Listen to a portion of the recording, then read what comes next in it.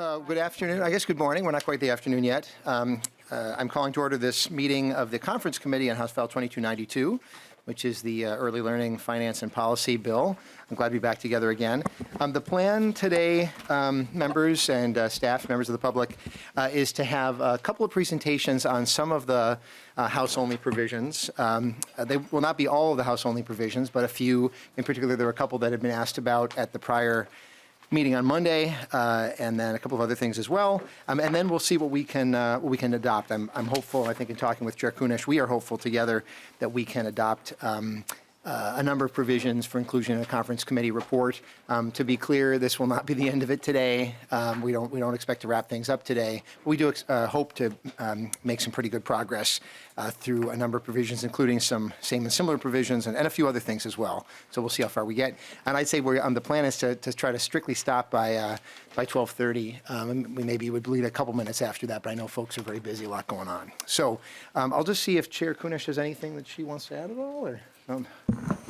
Nope, but just looking forward to a good meeting. All right, good, excellent, thanks. And I'll just see if members have any questions at all. And I know certainly the folks on my side are very accustomed that if they've got anything that pops into their heads, they'll raise their hand and we'll go for it. So, okay, not seeing anything.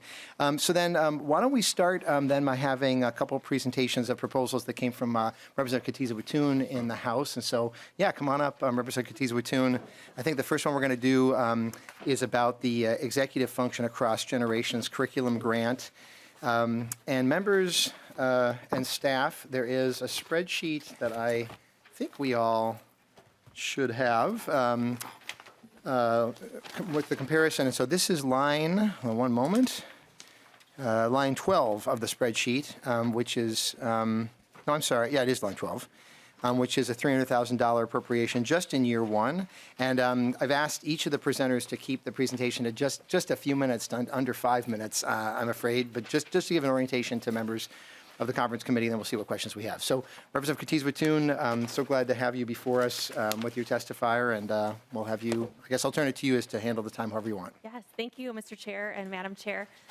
Glad to be here with you in conference committee.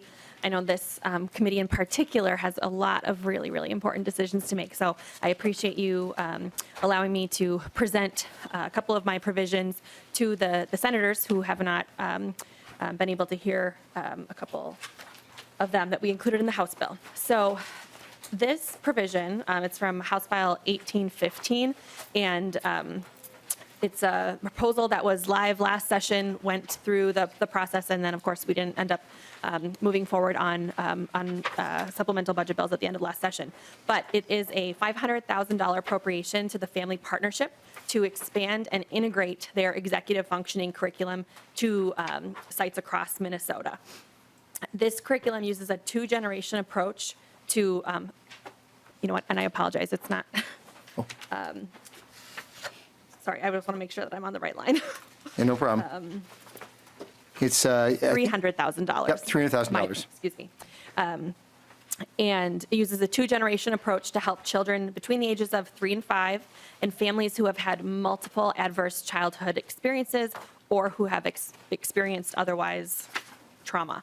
The sites will include rural, suburban, and urban early education settings, including settings for care providers like Head Start and preschool, home visiting programs, ECFE, et cetera, in high-risk communities. Of course, there is a report that is included, and with me today is John Till from the Family Partnership, so I will allow him to describe the programming in greater detail. That sounds good. I'll just point out to folks that on page R23 of the side-by-side, subdivision 22 of section 17, I believe, line 22.10 is just the wording that goes along with the appropriation. Thank you for that, Mr. Yeah, sure. And Mr. Till, welcome, and please introduce yourself and proceed.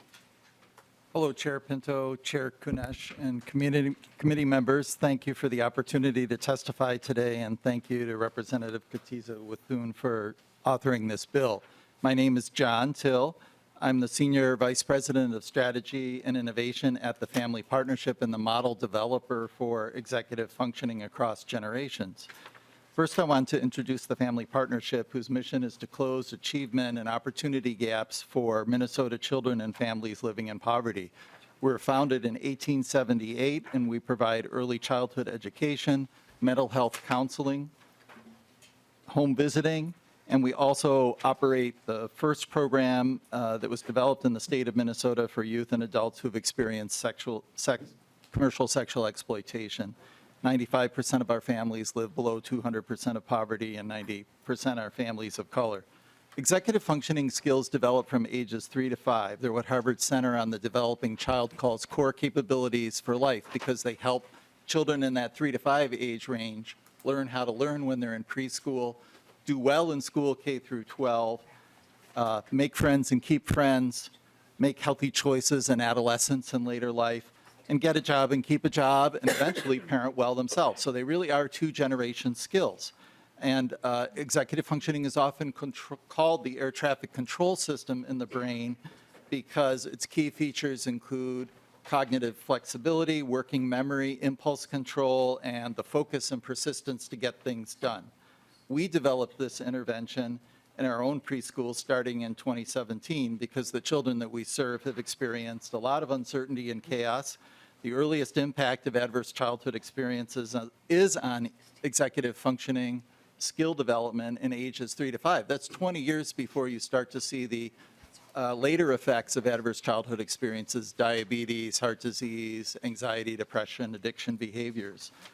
So it's really incumbent upon us to develop strategies to buffer kids against toxic stress in that age range. You've got just about a minute left. Sure. 60 seconds. So that happens through three basic strategies: giving kids language about their feelings, perceptions, and sensations, because once they have that language, then they can ask for help.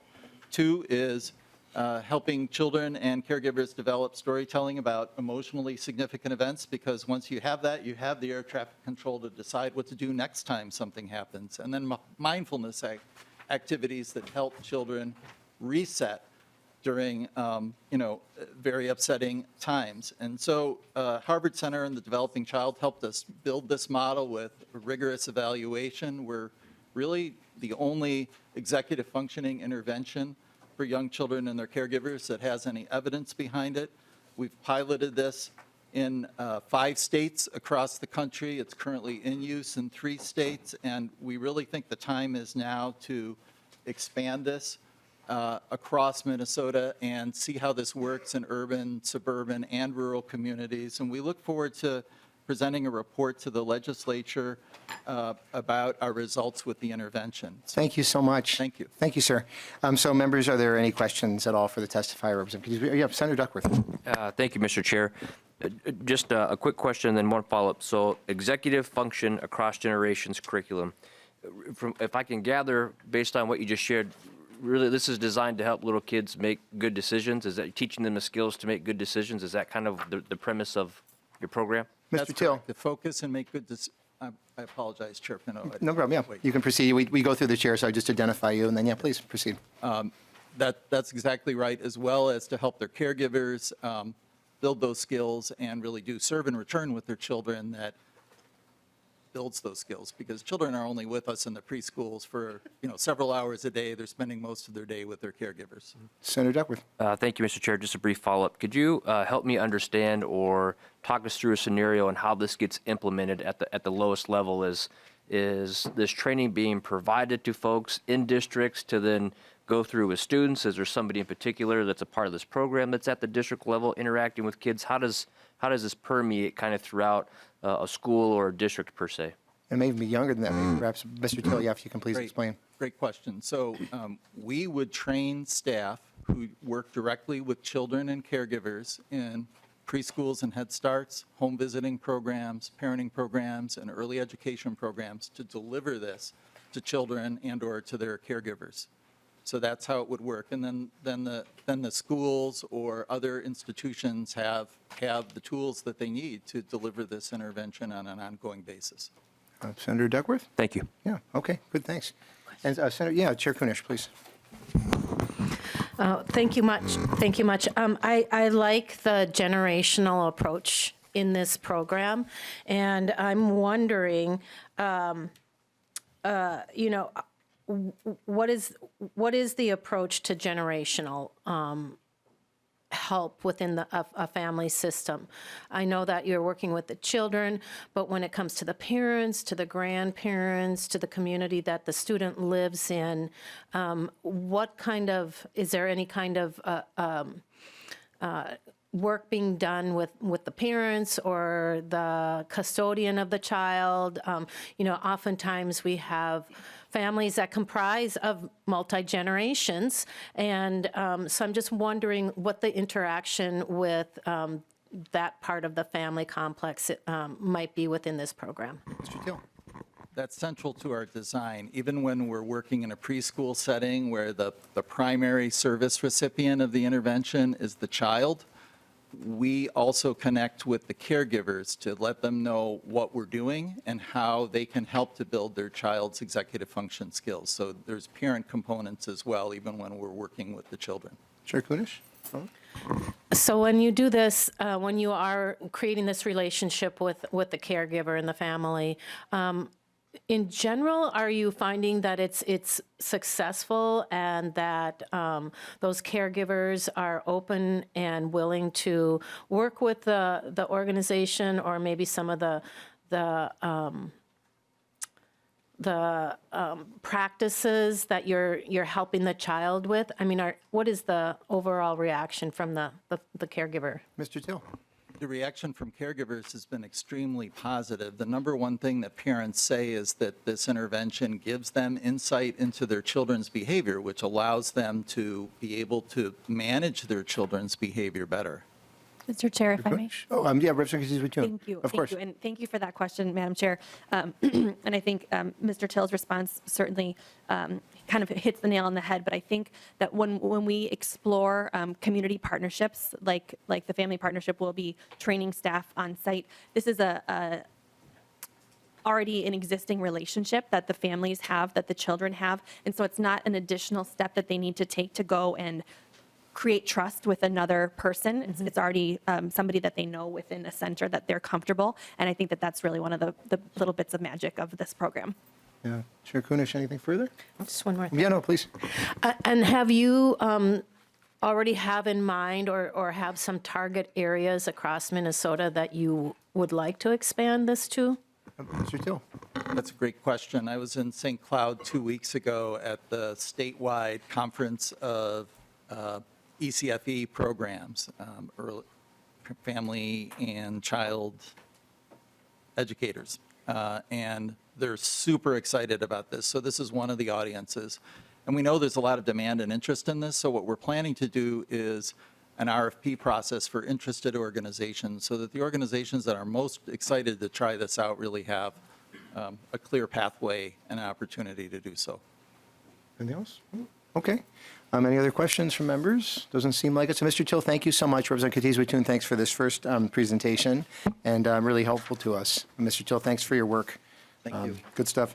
As you're walking out, maybe just note, Senator Duckworth had asked about making good decisions, and so much of this, my understanding is about even being able to have the decision-making ability to make good decisions, because it's that air traffic control of, maybe not grabbing for something or planning and those sorts of things, which is really good. So then, Representative Katiza-Watoon, then we'll launch to your second presentation as Ms. Snyder comes. I think we have Ms. Snyder coming up. But Representative Katiza-Watoon, members, this is the next presentation is line 4 from the spreadsheet, which is the Children's Savings Accounts Startup Grants. Again, just on the House side, not on the Senate side. That's page R21 of the side-by-sides, lines 20, starting at line 20.6. And so Representative Katiza-Watoon will take it away. Thank you, Mr. Chair. And so yes, members, we have before us today a scaled back version of my original proposal, which was House File 2864, the Mini Kids Act, and kids as in Kids Investment and Development Savings Act. So the purpose of the bill, still the purpose of this bill, but scaled down from the original bill, is to assist children across the state of Minnesota in opening a savings account and upon graduation from high school, being able to utilize those funds that have matured for college or career training. It's based on a successful pilot program, which has been led by the City of St. Paul. We, in the Early Childhood Finance and Policy Committee, 2 bienniums ago, did a state match with the City of St. Paul, and there's a private-public partnership. So I believe that the members should have some handouts accessible. I believe So we've- just a little bit of background I think we probably information on the Mini Kids Coalition and the success of the program in St. Paul. So I will just, since we're quick on time today, I will allow my testifier to give a little bit more background, and then we'll stand for questions. Super. Ms. Snyder, please identify yourself and proceed. Thank you, Chair. Committee. My name is Christy Snyder, and I'm the director of the Twin Cities Opportunity Youth Network at Youth Prize. I'm grateful to be here today to be part of a wide and committed team trying to bring Mini Kids child savings accounts to open up a wide variety of post-secondary options to all children in Minnesota. Research by Dr. William Elliott at the University of Michigan shows that children from low to moderate income backgrounds who have more than just $1 in a savings account are 3 times more likely to go to college and 4 times more likely to graduate. So I'm so grateful that Representative Katiza-Wattoon and Senator Bolden for championing this bill. When it is at its full strength, Mini Kids would collaborate with families to open up a custodial account with $50 seed deposits for every baby born in Minnesota and a $100 seed deposit for children born to low-income families. It is based on a wildly successful St. Paul model, but at its current funding, we would be able to provide seed grants to 3 to 4 communities to organize stakeholders, learn from families, and financial leaders. In designing with families, we have been thoughtful of the state's goal of ensuring 70% of all Minnesotans have attained a post-secondary degree or certificate. And while these would just be babies, we have a little while to go. It is innovative programs such as these that change the trajectory of what can be achieved for babies and their families. So these funds can be used for technical and vocational school, 4-year college and university, 2-year higher ed nonprofit certificates, all that have been approved by the Workforce Investment and Opportunity Act list. Local communities will apply for these grants to convene community leaders, families, credit unions, and banks, nonprofits, and foundations. We will work in tandem to learn with each other how this might be best built for the families throughout Minnesota. Youth Prize will also leverage this mighty public funding to seek private funding to host a small pilot. As an intermediary, Youth Prize manages and regrants public and private funds, which means we shoulder a significant compliance burden, and we work to build capacity of these subgrantees. We have learned a lot, and we've increased our resources, and we've distributed over $50 million with young people and youth and young people at the heart of the work. We're excited to continue this momentum so that Minnesota will be the 18th state, joining North Dakota and Nebraska, to offer CSAs to more than 70,000 babies throughout the state. So you won't get rid of me yet. Ms. Snyder, thanks for your work and thanks for being with us and also for keeping it decently under 5 minutes. So that was a quick presentation. Members' questions regarding this. Senator Duckworth. Thank you, Mr. Chair. I've got a few questions, but I'll just only ask a couple just to, for the sake of being brief, if that's okay. Yeah, please. So the first question is, if I'm understanding it correctly, any child born in the state would be eligible or would get at least $50 into a savings account for their future. Is that correct? Well, the different, yeah, Ms. Snyder, you'll be able to clarify to either Representative Katiza-Wattoon or Ms. Snyder. When it's at its full strength, so not with this initial pilot funding, but eventually when we get to the full scale. In theory, could eventually get there. This is just establishing a couple of additional pilot locations to test this out. So, but Senator Duckworth, I'll let you proceed. I appreciate it, Mr. Chair. Thank you. And so I understand. So St. Paul was referenced. That's a fairly new initiative. Is that right? It's been a few years now. I know that being as a St. Paul legislator. I believe Representative Katiza-Wattoon. Thank you, Mr. Chair. Yes, so Representative Kali Her was the chief author of the bill in 2019. It was included in our education budget at that point in time. And I'm now I think that remembering. It went live. January 1, 2020, actually, because 2020, yes. I was there actually at the hospital that day. So January 1, 2020 was when it started. So it's now been 3+ years that it's gone on. But Senator Duckworth, yeah. No, I appreciate that, Mr. Chair. And Yeah. so looking to expand the pilot program, do we know where exactly the pilot, is this like a specific to cities, specific to certain school district? So there's a sentence in here, but I'll let Representative Katiza-Wattoon, perhaps you Yes, can. thank you, Mr. Chair, and thank you for that clarification, Senator. It's something that we have in kind of scaling back from the initial proposal, which would have taken this taken this program fully statewide. We want to look at how this program could get off the ground in not only urban, obviously, because St. Paul has shown success with the program, but rural areas, suburban areas, and then also tribal communities. So that they're going to work. Youth Prize is going to work with the communities who are interested in trying to get a program off the ground to make sure that we can kind of target and create a model for success in all sorts of cities. And I'll note the bill sentence starting on line 20.12 in the side-by-side says, to the extent possible, Youth Prize must award grants to urban, rural, suburban, and tribal settings, so a variety of settings.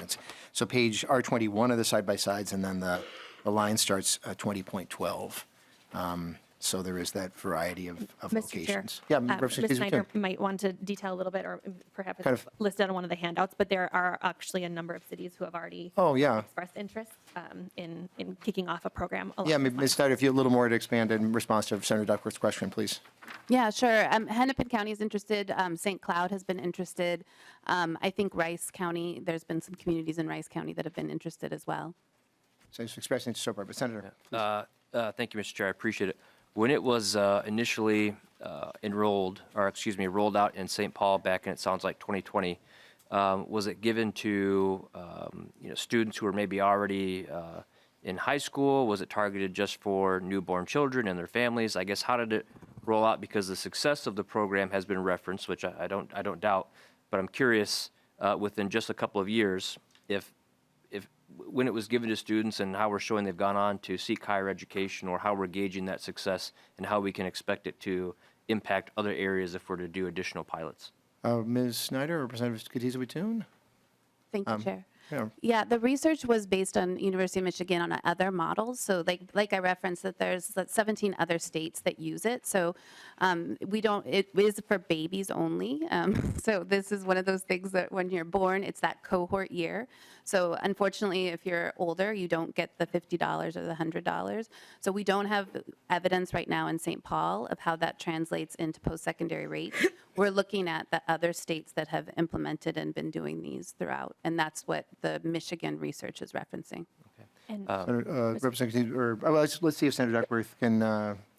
I just want to say I appreciate the clarification. I only have one more follow-up, but happy to hear what. Yeah, Representative Katiza-Watoon. Thank you. Yeah, I also wanted to share part of the success that we're looking at from the City of St. Paul's program is the number of additional deposits that families have made. So it's not just that this $50 that the city has given these families is sitting in the bank. They've actually contributed themselves, and they're continuing to enter the world of banking and savings, and we know that is such a tremendous disadvantage for not only low-income families, but families who are new to the country, who perhaps don't speak English as their first language, and so this is kind of getting them started on this path, and so that's part of the other success based on what we've seen locally here. Hey, Senator Duckworth. Thank you, Mr. Chair. Well, that's also very helpful information as well. I'm glad that there seems to be some level of the ability to track that, which obviously can be a good metric for us to gauge. The only other question I have at this time is if a child benefits from this grant and their family continues to add to that over the course of their career in K-12, but they for some reason ultimately decide not to seek higher education, whether it's a 2-year, 4-year, or a trade, are they then allowed to access those funds and use them for how they see fit? Or I guess what happens to the money that was set aside for them for the purpose of going on to higher education if they choose not to? Yeah, Ms. Snyder. Thank you for that question. So I will say that in St. Paul, the average number is $129 in these bank accounts. So people have been adding because it was only $50 at the start. So it is it's a child savings account. It's not a 529 account. And so what this is the investment that the state has stays with the state. So if young people do not use it by 27, or this was the design that we had in the original bigger bill, then it would go back into the pot. Any funding that is by the family is retained, but only the child can withdraw it. So there are abilities of parents can ask for permission, but generally the funding is in the child's name. So like if a child was in foster care or was eventually put in foster care, it would follow the child in the child's name. Okay. And I do anticipate we won't be voting on this today, so we can certainly have further conversations too. But Senator Duckworth, anything further?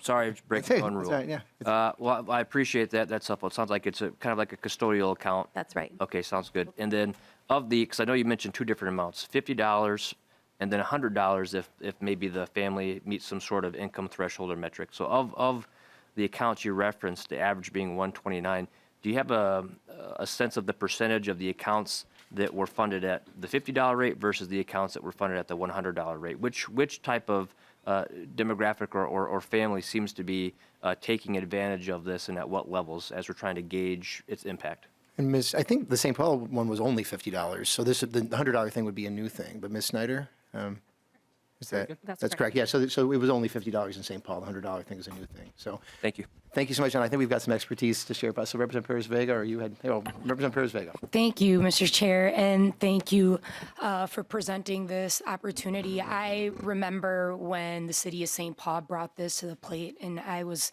short of a year of having a savings account for my daughter because she was born in 2019. But the excitement to see what can be valued for our families, in particular with communities of color that don't come from generational wealth. And when we look at the graduation rates, I don't know about other cities, but I do know about in St. Paul, when you have 96% white students graduating compared to 67% of Latinos or Black African American, you recognize the importance of why we do need things as simple as $50 to start when a child's born.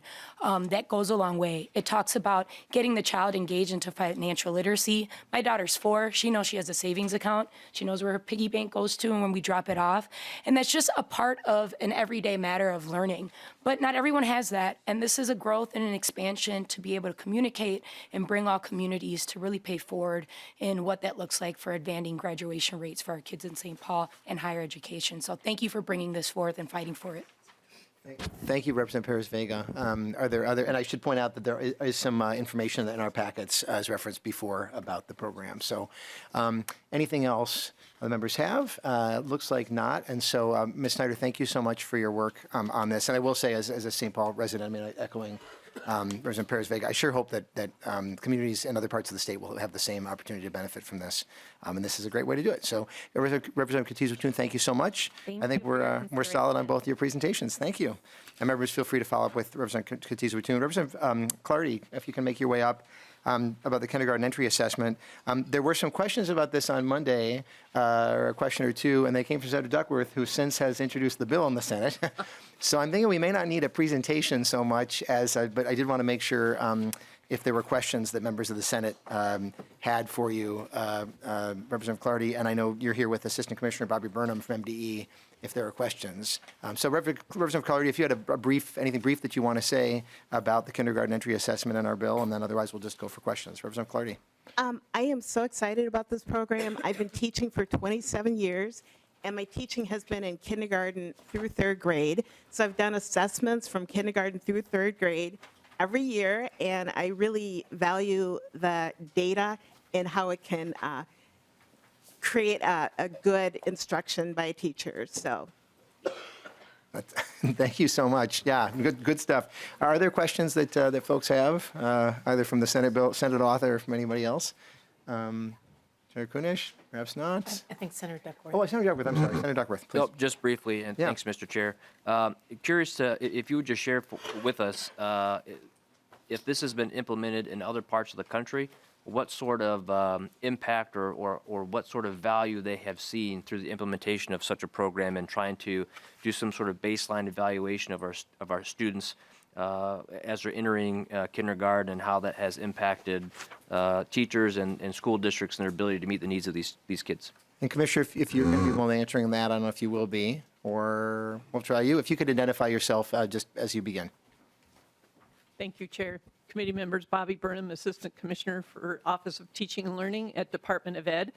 So back when Minnesota and many other states received the Race to the Top Early Learning Challenge Grant, one of the deliverables was to explore the implementation of a kindergarten entry assessment.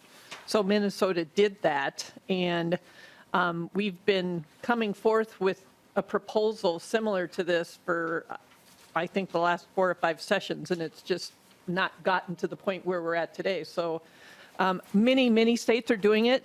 Every state does it a little bit differently. As you know, in Minnesota, our first universal data set is at 3rd grade.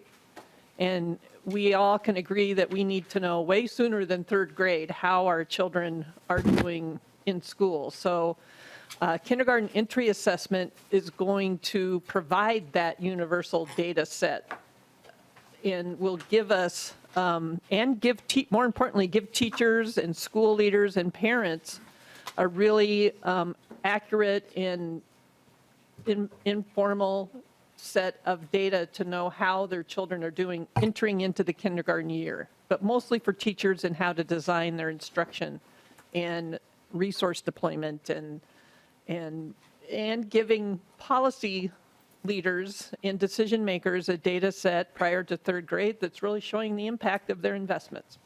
Senator Duckworth, anything further? Thank you, Mr. Chair. I would just say, I know Senator Kunesh and others have done a great job trying to prioritize literacy and increase literacy rates amongst our kids all across the state. And this is an intriguing way, I think, that if given some consideration, might be able to help us achieve what we're trying to do in terms of helping set our kids up for success academically. The sooner we can know that they may or may not be struggling, especially as it relates to just knowing their letters and influencing their ability to read in the future, I think is important. So I thank Chair Kunesh for her work on that, and I appreciate your willingness to provide some folks here today to give us some more information, Mr. Chair. Thank you. Thank you, Senator. And again, thank you for authoring our House provision in the Senate. Chair Kunesh. Thank you. This question is for the representative. So as a kindergarten teacher, do you do these kind of kindergarten assessments? And how have you used those assessments? Representative Clardy. Thank you, chairs. Currently, I am a reading teacher, so I do the assessments for the kindergarten students right now, and it helps the teachers with grouping. It helps them be able to communicate with their parents, specifics like where students are and what the growth is, and we start the year out this way, and it helps the teacher differentiate instruction and do the long-term planning. So. Good.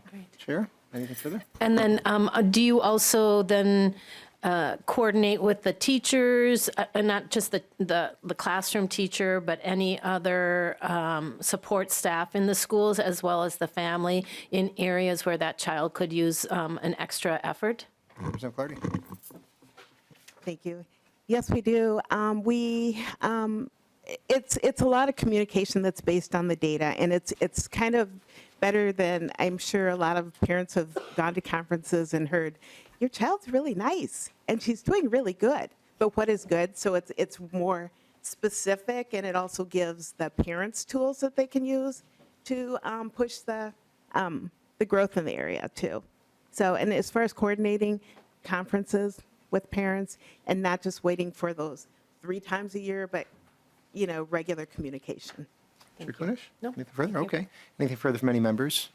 So not seeing anything. Representative Clardy, thanks for your work on this, and Commissioner Burnham, thanks for your longtime leadership in so many areas. We're really grateful to you for being here. Thank you.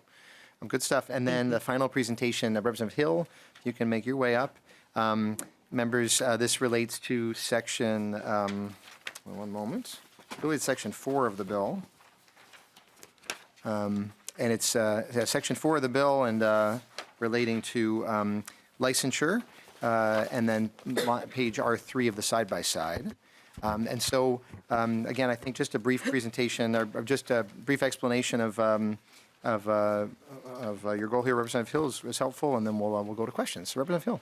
Well, happy to be here. Thank you, Chair Pinto. Thank you, friends from both chambers. I'm here to speak to Section 4, which talks about pre-kindergarten and early childhood education licensure requirements.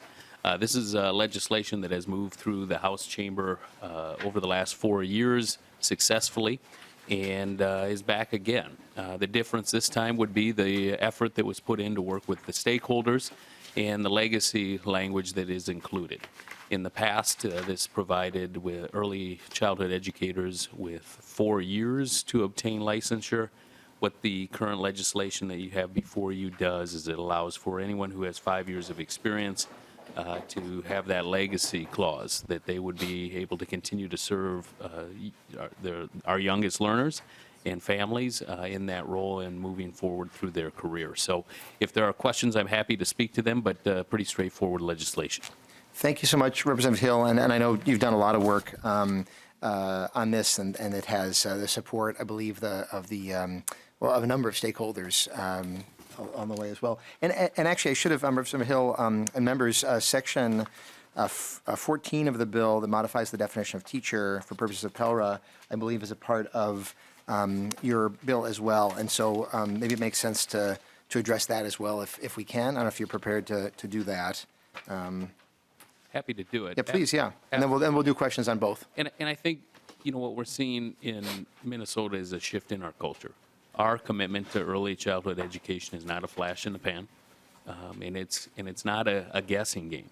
What we want to ensure is that we have the most prepared and the best educators in front of our youngest and most precious learners in those early childhood positions. The district adjacent to my own, I teach in Stillwater Public Schools, went through a challenge several years ago where their early childhood educators were shifted unexpectedly from one bargaining unit to another.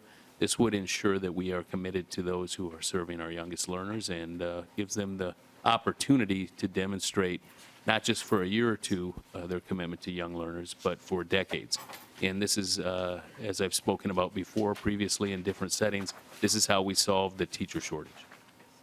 Thank you so much. And so we'll move to questions from members about either of those sections at this time. We have Senator Duckworth.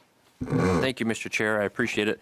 And I confess I did have a couple of folks find me in between committee meetings to kind of get me a little bit more spun up on this provision in particular. My question is, and I appreciate the fact that there's an exemption or an attempt to grandfather in some folks who maybe have been teaching for quite some time. I think that's a wise thing to do. But when this bill was being heard or as this language was being considered, was there any conversation or concern in regard to potentially creating another requirement or potential barrier for somebody to have to achieve this licensure requirement when they otherwise wouldn't have to currently, in the potential for that to shrink or diminish our pool of folks to be working with our kids on a daily basis? Representative Hill, thoughts on that? As far as an additional requirement, over time, perhaps it could be viewed that way. But Senator, I appreciate the question, and forgive me, Chair Pinto, I'm a little out of practice here. Yeah, no But, problem. For me, this demonstrates the cultural shift that we're moving through here in Minnesota.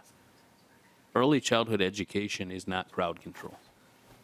And, the effort and the skill that our early childhood educators bring to bear is important. And so we want to make sure that we have the most equipped and the most talented folks that are standing in front of that room. And so as far as an additional barrier, we worked hard with the stakeholders to ensure that we had that legacy language in place. But I think that this commitment to our youngest learners is worthwhile. And I think it's important. And I think it's a worthy pursuit. Senator Duckworth? No, thank you, Mr. Chair. I appreciate it, and I appreciate what was just shared. I think it makes a lot of sense. Obviously, we want great people in the classroom. We've talked a lot about, over the last couple of years in particular, the teacher shortage we're experiencing and the trouble that we're having getting more teachers and more folks into that profession. I know there are parts of the education bill focused on trying to help us with that. So that's where the question's coming from. I have no doubt that we're trying to put great people in the classroom. I just want to make sure that we're not going to limit the number of great people we have to choose from in the future. So thank you for what was shared and for answering the question. Thank you, Senator. Other questions? Yeah, Chair Kunesh, please. Thank you, Representative Hill. Could you just maybe speak, do you know about some of those that are already in this position, specifically like the ECSE folks? Are they in favor of this, or how are they stand on this issue? Representative Hill. Yes, the conversations I've had, I've not come across anyone that's in opposition to it. I'm certainly available and open if there are folks that have a perspective of that nature, but no, to this point, this allows for them to identify as a part of a bargaining unit, to have that standing in their communities that they deserve and that they've earned, and to move forward. And I just feel great about where we landed, that folks who have demonstrated over a long period of time that they're in this and they're committed to it can remain in those roles, and that as we look ahead, we make that investment to ensure that everybody has that background in childhood brain development and the pedagogy skills and tools that they need to make this a long-term commitment. Madam Chair? Nope, anything else? I'm good, Okay. thank you. Anything else from any other members? So, no, I think we are in good shape. Representative Hill, thank you so much for your work on both these sections and on the proposal, and for the work in bringing folks together to advance it. Thank you. Good stuff. Thank you, Chair Pinto. Thank you. Pleasure. So members, I think at this point, we're going to move to section 3 of our agenda, which is to sort of see what we can adopt at this time for a prospective conference committee report. Again, the plan is not to finalize such a report right now, but to make it as far as we can and then sort of have as few as possible items left open. There'll be a few. And in particular, I don't know that we'll necessarily make it to the spreadsheet, but at least going through the bill. So I'm looking at and I'll just see if there's any questions anybody has about that process so far. Not seeing anything. So looking at the bill comparison summary document, and I'm going to just sort of launch into this, I guess, that the first 3 sections are the same, and I had an opportunity to chat a bit with Chair Kunesh previously, and so I guess I would entertain a motion at this time to adopt sections 1, 2, and 3. They're the same in both bills, and so we'll go off the House bill since it's the one that was coming into conference, as opposed to Senate bills coming from the other pieces. And so entertain a motion from the chair if she's willing to adopt sections 1, 2, and 3 from House File 2292 for adoption for the conference committee report. Thank you, Mr. Chair. I do move to adopt House Sections 1, 2, and 3 onto House File 2292, Conference Committee Report. Okay, is there any discussion to that motion? Not seeing any. So all in favor of that motion, please say aye. Aye. Any opposed? Okay, that motion passes. Then moving to section, and the ones where there aren't comparable in each body, we'll move one by one. So section 4, I would invite a motion, if the chair is willing, to adopt section 4 from House File 2292. That's one of the ones that we just discussed with Representative Hill's bill. Madam Chair, do you want to make that motion now? Would you rather not? Yep, I'll go ahead. I again move to adopt the Senate Section 4 onto House File 2292, Conference Committee Report. Is that correct? I think you mean House Section 4, Madam Excuse Chair. me, House Section 4, yep. Okay. And so any discussion regarding that motion? Representative Daniels. I would object to that section since it's not in the Senate language and not want to adopt that. Okay, do not want to adopt that. Okay. Any further discussion regarding the motion at all? Okay. So all in favor of the motion, please say aye. Aye. Any opposed? At least, no? Okay. I believe the motion passes, and so section 4 is adopted.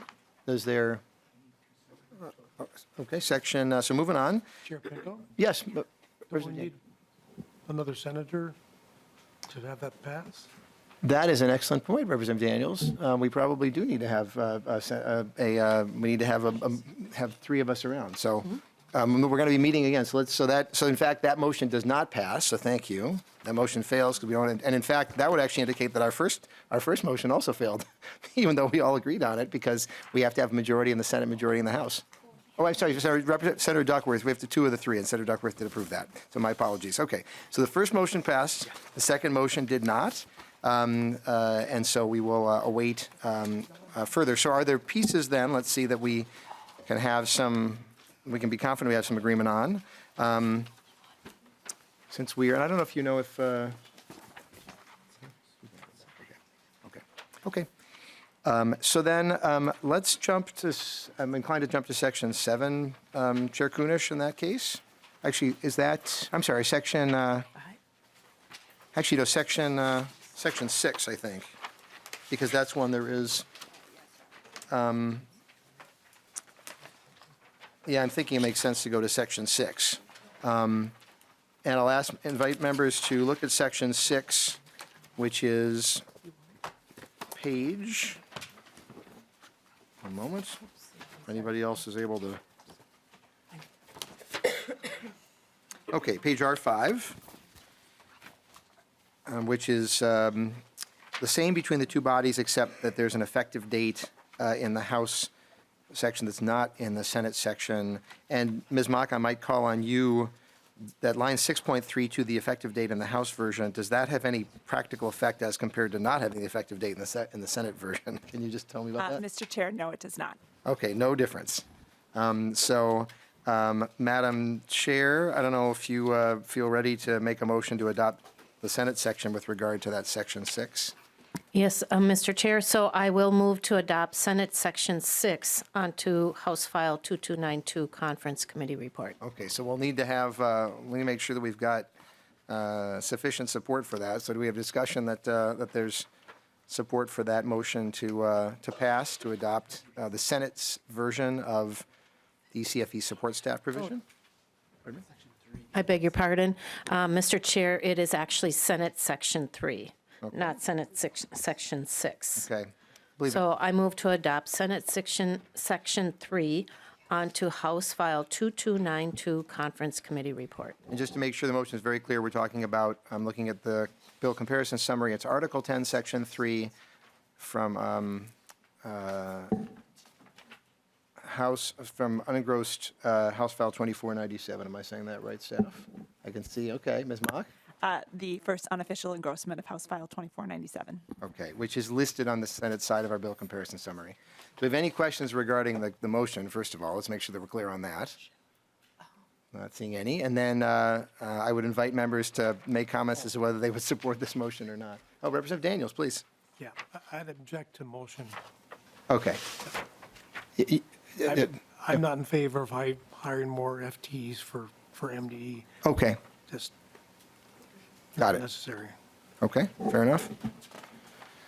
Other comments? We would need to have, there's unanimity on the Senate side, so, at the moment.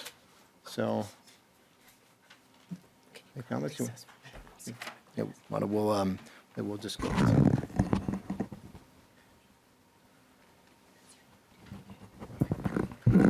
So, Mr. Chair, I will withdraw the motion and revisit it.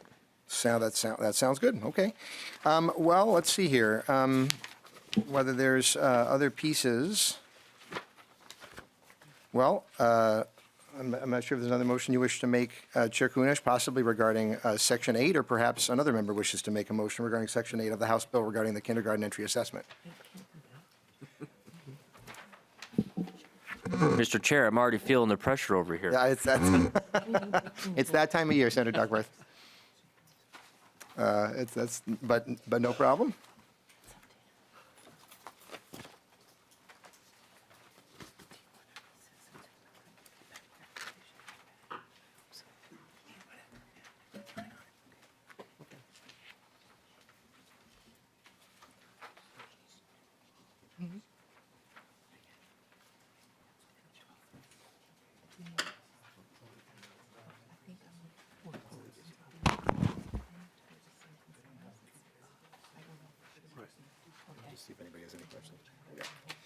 Okay, well, since we are short a member of, there's only 6 of us, I think we will adjourn very shortly. I will simply ask if there are any questions that anybody has regarding either process or regarding any of the provisions that we've either heard about today or otherwise, as long as we're together.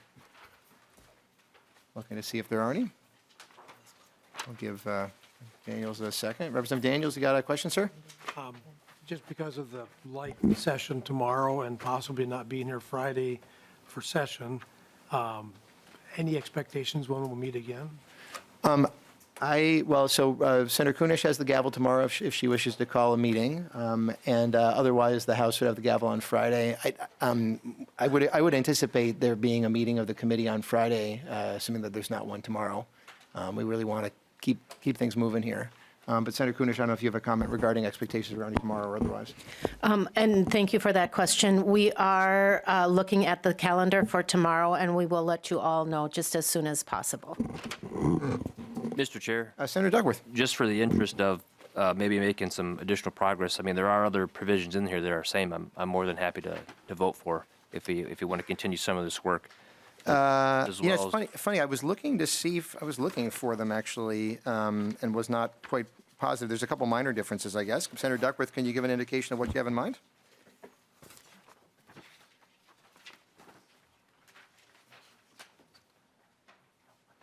I guess there's a couple with minor differences, so. Yeah, I was looking at some from the earlier page as well, but I'd be very, very happy to make progress if we can. thank you. Are any of these? Section 13 House Section 13, for example. That would be great, yeah. If, in fact, Senator Duckworth, if you would like to make that motion, I would be delighted to. And I guess maybe just actually what we can do is if we can have either House Research or Senate Counsel just describe to us the difference between the House and Senate versions. I suspect Senator Duckworth and others would appreciate that. Might ask, well, since I'm the one in the chair, I'll impose on the House. Ms. Mock, if you could just tell us about the difference between the House and Senate versions of House Section 13. Mr. Chair and members, the House version just adds some additional language to make it clear that when the parent of the student is electing in a non-resident district, that they can do it in the same manner as a parent electing in a resident district. Okay, and my understanding that was some technical assistance. I think it was actually House staff that said that will make absolutely certain that if a non-resident parent is trying to enroll their kid in the district, that the district would have to treat that non-resident parent the same way they'd treat a resident parent. And I see you nodding. Okay, yeah. Certainly would invite a motion to adopt. Well, to do whatever I guess it may be that the House version then would again provide some clarity for those parents. Senator Duckworth, are you? Mr. Chair, I respectfully would defer to the two chairs as to which of those two versions they would maybe prefer to see. I think yeah, Kunesh, Chair Kunesh. And we are on 13, correct? Correct. Yep. I think we were going to adopt the House language. Okay. And so, Senator Duckworth, does that seem acceptable to you? It sure does, Mr. Chair. Okay. Well, I'll still impose on my chair to make the motion if she's willing to the adoption of House of Section 13 from the House bill for adoption. So, Mr. Chair, I move to adopt House Section 13 onto House File 2292 Conference Committee Report. Excellent. And then any further discussion regarding that motion? Not hearing any. All in favor of that motion, please say aye. Aye. Any opposed? Okay, well, it's good. All right. Got another section down. And are there any others that folks see that we can Mr. Chair, knock out? Yes, Senator Duckworth. maybe House Section 7 is maybe worth discussing as well. Yeah. Yeah, please. So Section 7, and I'll note, because I had spoken with staff earlier, and staff can confirm this, that this section came from the Department of Education in both bodies, but then the department had some additional technical assistance that's reflected in the House version and just didn't make it into the Senate, but otherwise it's coming right from the administration. It's line 8.29 on the side-by-side, page R7. So I don't know if folks would have questions about that difference at all regarding Section 7. So, and then otherwise, I think Chair Kunesh and I, when we spoke earlier, were inclined to go with the later TA from the Department of Education, and so therefore that would be the House version of Section 7. Chair Kunesh, is that correct? That is correct. Okay. And so are there, Senator Duckworth, would you be supportive of moving forward on that Section 7 in the House version? I certainly would, Mr. Chair. Okay, so then Chair Kunesh, I guess I'd invite a motion from you to adopt House Section 7 for the Conference Committee report. Mr. Chair, I move to adopt Section 7 of the House, to adopt 7. I move to adopt House Section 7 onto the House File 2292 Conference Committee report. Okay. Any discussion or questions regarding that motion? And hearing none, all in favor of adoption of the motion, adoption of Section 7, please say aye. Aye. Any opposed? Okay, so we got 5 sections down. I'm not sure if anybody can identify. And then 16 is being suggested as a possibility. I would suspect that would be supported by members. But we'll pause, give folks a chance to take a look at that. That's a House-only section that provides that if an appropriation or transfer in the article is enacted more than once during the session, then the appropriation or transfer must take effect only once. Would think probably all be okay with that, but Senator Duckworth, any objection to proceeding on that section 16? Mr. Chair, is there someone maybe that could just give me an example of what a transfer of that might be, just so that I can have some additional context? Yeah, good. Yeah, if I don't know if Ms. Mock, you have any sense? I'm trying to remember exactly where that came from, too, or Ms. Beckel. Yeah, Ms. Beckel. Thank you, Mr. Chair and members. Solveig Beckel, House Fiscal. I believe this language has been put in place over the years, but we solidified it sort of back in fiscal year 2020 with the pandemic, and just lots of appropriations were passing in a variety of different bills. Just wanted to make sure that there weren't any duplications. But sometimes there were bills that members wanted passed individually just to highlight them. And so those bills would be passed separately, but then they would also be part of an omnibus. Okay. So just to ensure that they wouldn't be duplicated, this language was put in as comfort language. To give an example of a transfer, that could be something as simple as like if there was something for curriculum to the Office of Higher Education, it could be this appropriation, this is appropriated to I think I understand. yeah. So, Mr. Chair, correct me if I'm wrong, so let's say we have the same appropriation in two different bills in the same session. Both bills pass to appropriate the same funding. Well, you only get it once. You don't get to have it twice. That's what this is saying. That's what this. Got it. Yeah, and actually, I think in this case, right, we've got on the Senate side, Yeah. language came from the education bill, so we hope that we don't screw it up, but it's possible we appropriate something here, but then accidentally something also on the education side. So, Got it. yeah. So it actually particularly applies here. So, Senator Makes Duckworth. sense to me, Mr. Chair. Thank you. Okay. Senator Chair Kunesh, you want to move adoption of Section 16 from the House bill in that case? I will. I move to adopt House Section 16 onto House File 2292 Conference Committee Report. Okay. Any discussion to that or any questions? Not seeing any, so all in favor of adoption of Section 16 to the Conference Committee Report. This is from the House bill. Please say aye. Aye. Any opposed? Okay, that's 6 sections, and we are just about at our 12:30 time, so that was good. Thank you, members, for working through that, and thank you for the catch earlier. My apologies for that. I think I had not quite realized that we lost one of our senators, which is a challenge. So we are going to, so we'll see what happens potentially tomorrow for the Senate calling a meeting. We'll look to Chair Kunesh for that, and then otherwise expect to be meeting on Friday. We'll get information to you just as quick as we can. Anything else you want to say at this point, Chair Kunesh? No, thank you for a Okay. good discussion. Thank you all so much for an action-packed hour, and have a great afternoon. Thank you. With that, this Conference Committee meeting is adjourned.